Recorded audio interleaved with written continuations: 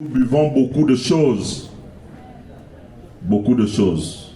qui mettent à l'épreuve. À chaque fois quand je mets quelque chose dans ma bouche, je dois penser à deux organes, mon foie et mes reins. Ce sont les deux organes qui souffrent. Et malheureusement, ces deux organes sont vitaux. Parfois, je vois souvent ça quand tu prends un bus, on voit des gens qui vendent des médicaments dans le bus. Dès qu'on dit que non, le médicament, si, c'est que papa ne dort pas. Papa ne va pas dormir. Et maman sera contente. Même les femmes chantent, donne-moi pour mon mari. Et on voit comme ça des écorces, des décoctions, des choses que nous ne maîtrisons pas. Et qui finissent par foutre en l'air nos reins et notre foie. Et on se retrouve avec des hépatites non médicamenteuses, non infectieuses et des défaillances au niveau des reins. Il faut vraiment qu'on fasse attention. Les gens aiment bien dire que non, les remèdes traditionnels, ça n'a pas un problème. Non. Il y en a qui ont une toxicité et à force d'en prendre trop, on peut créer un problème quelque part. Et donc pour ces dialysés, dans ces personnes qui doivent faire la dialyse, pourquoi faire la dialyse? Parce que ce sont les reins qui enlèvent les déchets du corps. Et donc, une fois que les reins ne fonctionnent plus et que ces déchets s'accumulent dans le corps, ces déchets deviennent un poison. Donc, maintenant, la dialyse, c'est le processus maintenant où on connecte votre sang à un rein artificiel qui va donc jouer le rôle du rein normal. Et vous devez le faire une fois à 2 fois par semaine.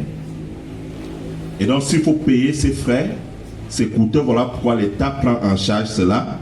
Et je le disais donc, pour les dialysés, on paye juste un forfait annuel de 15 000. Dès que vous êtes enrôlé, vous payez vos 15 000. Vous pouvez donc avoir vos soins durant toute l'année, sans plus avoir à payer parce que l'État va payer pour vous. Donc voilà le panier des soins qui constitue la phase 1 de la couverture santé universelle mise en place au Cameroun. Et donc ici, vous comprenez que c'est une politique qui vise les populations vulnérables, qui permet, n'est-ce pas, une priorité sur la prévention et qui a une intégration progressive des différentes maladies. Alors, voyons comment est-ce que on peut accéder à la couverture santé universelle. On a présenté ce que c'est, mais maintenant, si après cet enseignement, je veux m'enrôler, comment est-ce que je devrais faire? Nous avons déjà dit que pour l'enrôlement, c'est toute personne qui vit sur le territoire camerounais qui peut en bénéficier. Parce que ici, l'objectif est que personne ne doit être exclu. Personne ne doit être exclu. Alors, comment s'enrôler? Ici, il y a 3 façons. La première chose, c'est qu'il y a une application mobile. Il y a une application mobile. On peut aller à Play Store, on télécharge et on peut l'utiliser pour s'enrôler. La deuxième chose, il y a un site web. Quand vous allez dans le site ministère de la Santé, il y a un site dédié à la couverture santé universelle. Et la troisième chose, il y a des centres physiques qui travaillent aussi avec des équipes mobiles. Généralement, lorsqu'il y a des campagnes de vaccination, on couple cela avec des personnes qui font l'enrôlement à la couverture santé universelle. Et c'est pour ça que j'étais très surpris tout à l'heure que personne n'ait entendu parler de cela. Et pourtant, moi, en travaillant récemment au COLA, j'ai vu des équipes mobiles pendant que nous faisions des campagnes de paludisme qui se sont ajoutées et qui faisaient l'enrôlement au niveau de la chefferie de ces villages-là. Peut-être c'est des choses qu'il faut attirer l'attention des autorités en charge de la santé au niveau de la vallée du Thème pour voir quoi faire. Alors, si vous êtes sur un téléphone Comment le faire? La première des choses, vous téléchargez et vous installez l'application.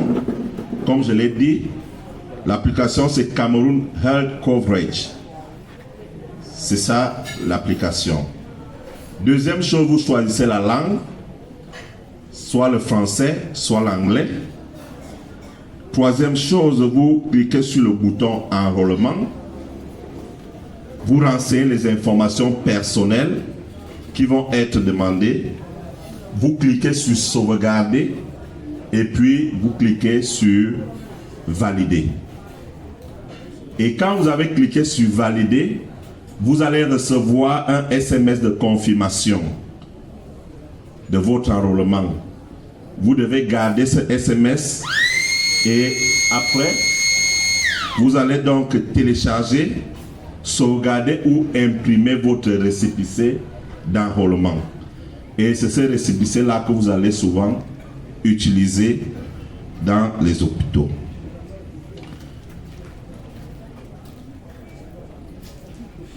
Maintenant, si vous êtes au niveau du site web, c'est presque la même chose.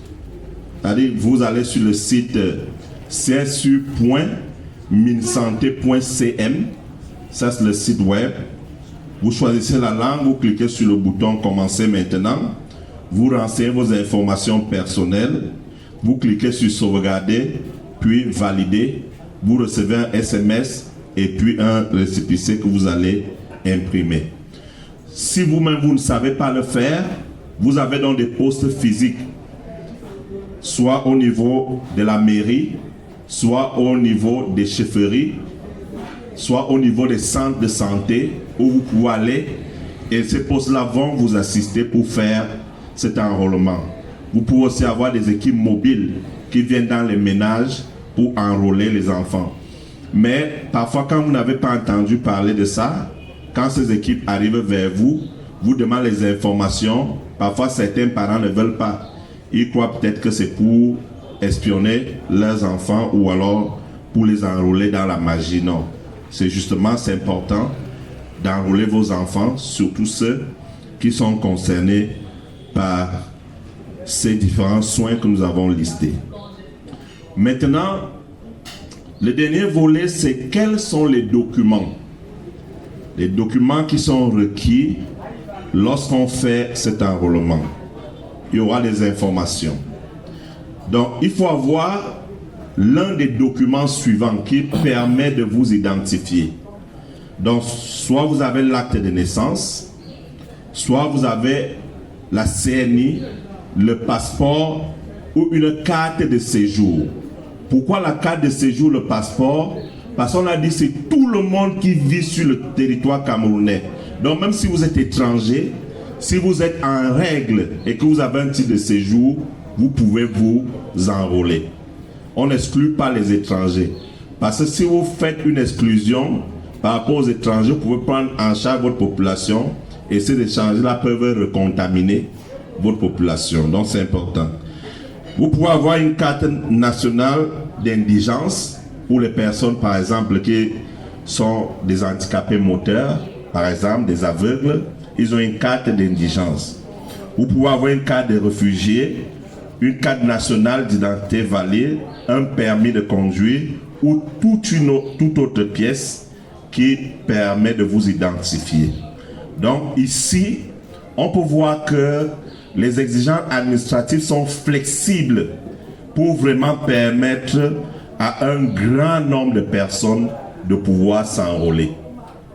Vous voyez, on ne demande qu'une des pièces.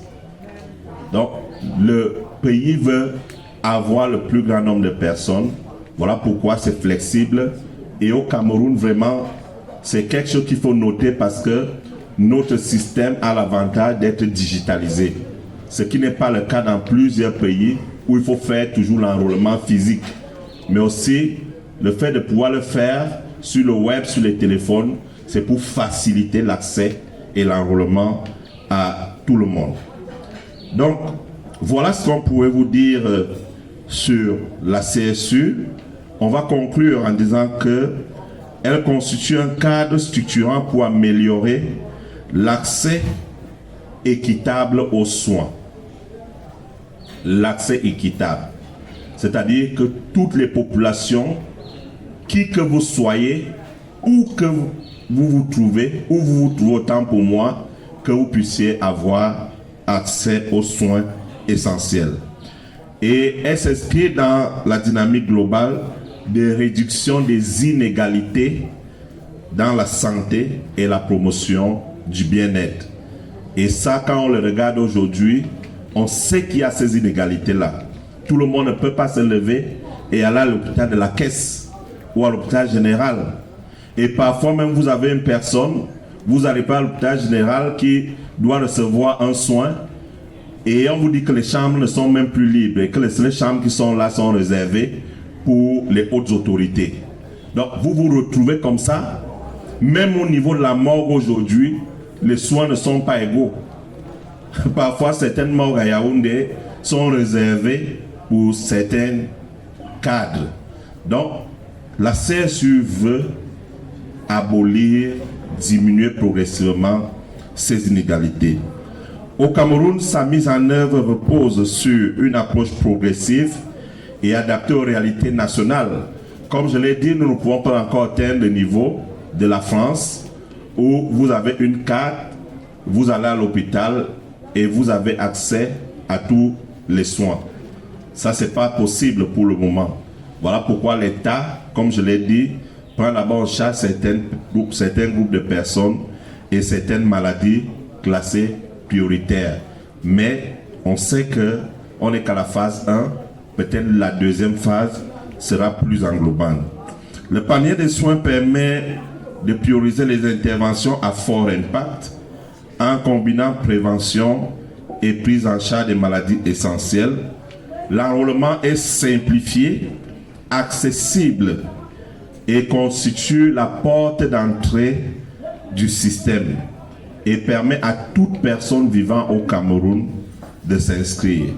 Donc, n'allez pas à l'hôpital sans être enrôlé et vous arrivez, vous dites au médecin, j'ai appris qu'il y a la CSU, voici mon enfant qui a 3 ans, on a dit que c'est gratuit et vous commencez à faire les tapages alors que vous n'êtes pas enrôlé. J'ai déjà eu une situation comme ça et le type avait même dit, on travaillait dans un village, il a dit qu'il va venir à la radio, à la SIAC TV, à la télé pour dire que nous on mange l'argent que le gouvernement donne. Et pourtant, il n'était même pas, son enfant n'était même pas enrôlé dans le cadre de la CSE. Si vous n'êtes pas enrôlé, vous allez payer les soins normalement. La digitalisation renforce la traçabilité, la gestion des données et des avancées importantes sont observées, notamment pour le ciblage des populations vulnérables. Comme on a vu ici, on a vu des personnes vivant avec le VIH-Sida. On voit aujourd'hui que ces personnes ont de moins en moins de problèmes. Nous avons les enfants de 0 à 5 ans. Nous avons les femmes enceintes. Nous avons les dialysés. Toutes ces populations sont vulnérables. Je vais conclure en disant que ce n'est pas encore parfait. Ce n'est pas encore parfait. On sait qu'il y a beaucoup de débats dessus. Il y a beaucoup de choses qui restent encore à parfaire.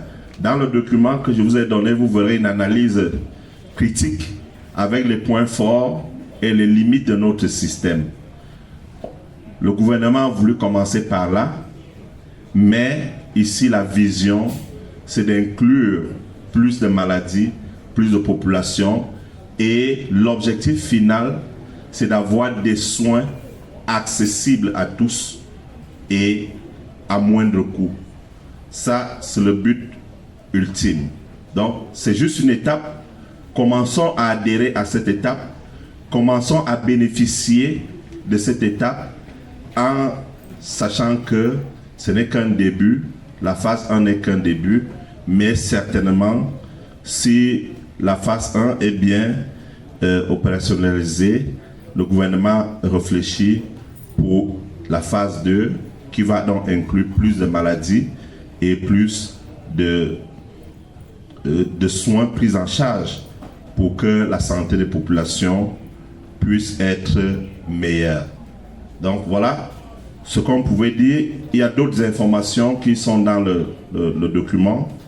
Vous pourrez les voir, mais pour cet exposé, avec le temps qui nous a été donné, on va s'arrêter là. Merci.